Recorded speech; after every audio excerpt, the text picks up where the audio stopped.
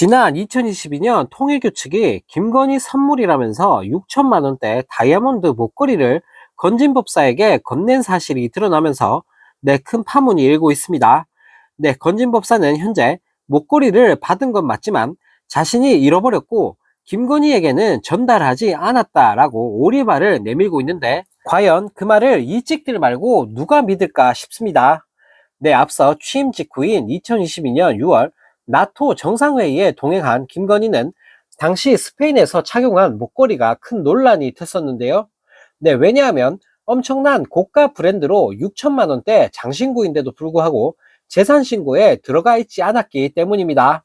팔찌와 브로치 등 당시 순방에서 김건희가 착용한 장신구만 가격이 무려 1억 원이 넘었는데, 당시 대통령실은 지인에게 빌린 것이라는 개소리를 날리며 변명을 늘어놨는데요.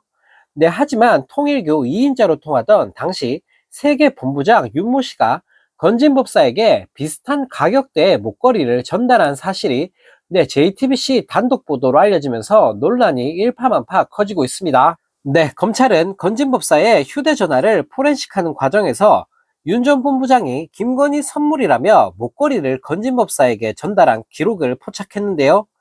윤 전 본부장은 검찰 조사에서 김건희에게 전달해달라며 건진 법사에게 목걸이를 건넨 사실을 인정했다고 하는데, 반면 건진 법사는 목걸이를 잃어버렸다라며 오리발을 내밀고 있다고 합니다.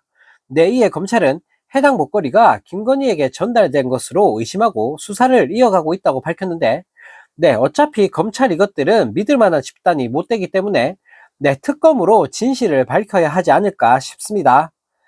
또 다른 소식입니다. 내란범 윤석열이 파면되고 집으로 돌아간 이후 믿을 사람 한 사람도 없다며 분노를 표출한 사실이 알려지면서 국민들에게 비웃음을 사고 있습니다. 친한계 이현정 전 문화일보 논설위원은 지난 16일 유튜브 방송에서 윤석열이 이런 이야기를 많이 한다고 한다. 믿을 사람 한 사람도 없다. 다 배신자들이다. 다 와서 나를 위한다고 하는데 진짜 위하는 사람 한 사람도 없더라 라며 본인의 신세를 한탄했다고 하는데요. 이현종 위원은 또 대통령이 관저에 있을 때는 사람들이 찾아갔는데 사저로 가니까 거의 찾아오는 사람이 없고 경선 더 가다 보니 이제 점점 고립되면서 분노감을 표출했다는 것이라며, 탄핵 반대에 앞장섰던 윤상현 의원이 대선 불출마해버린 바람에 안 나타나고 나경원은 윤 전 대통령 업어봤자 별로 불리할 것 같고 그러다 보니 세상 믿을 사람 없다고 한다라고 말했습니다.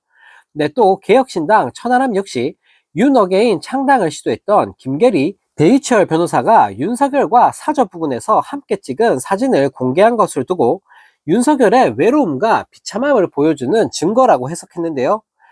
천하람은 22일 CBS 라디오에서 윤석열이 사저로 간 다음에 국민의힘 정치인들이 찾아오지 않는다며 서운해한다는 이야기도 있다라며, 얼마나 밥 먹으러 오는 사람이 없으면, 얼마나 같이 정치하자는 사람이 없으면 정치를 해본 적도 없고 별로 능력도 없어 보이는 변호사들이랑 창당을 논의하고 밥을 먹냐라며 이같이 말했습니다.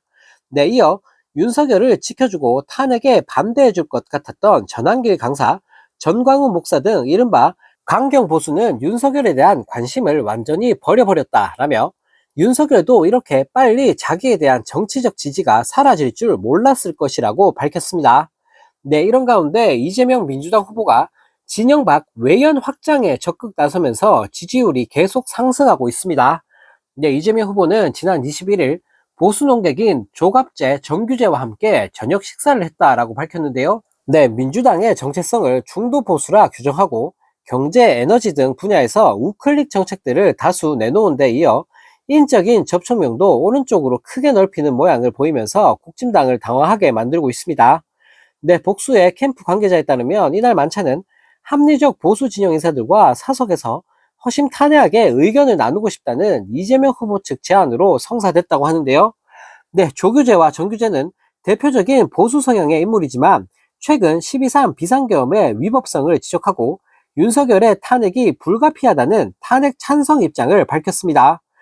정규재는 언론과의 통화에서 진영을 넘어 소통하고 함께 나라를 걱정하자는 의미의 자리였다며, 이 후보가 줄곧 좌익 진영에서 활동했기 때문에 소위 꼴통 보수의 생각은 무엇인지 궁금해했다라고 말했는데요. 네, 보수 진영을 향한 이재명 후보의 전략적 행보는 올 초부터 시작되었는데, 네, 민주당 대표였던 지난 2월 MBC 백분 토론에서 국민의힘이 지금은 범죄 집단으로 전락했다라며 오른쪽 다 비어 있는데 건전한 보수, 합리적 보수 그 역할도 우리의 몫이 돼야 된다고 생각한다라고 밝히기도 했습니다. 네, 또 이재명 후보는 같은 달 18일 유튜브 채널에 나와 우클릭 안 했다. 민주당은 사실 중도 보수 정도의 포지션을 가지고 있다라며 앞으로 대한민국은 민주당이 중도 보수 정권으로 오른쪽을 맡아야 한다라고 밝히기도 했습니다.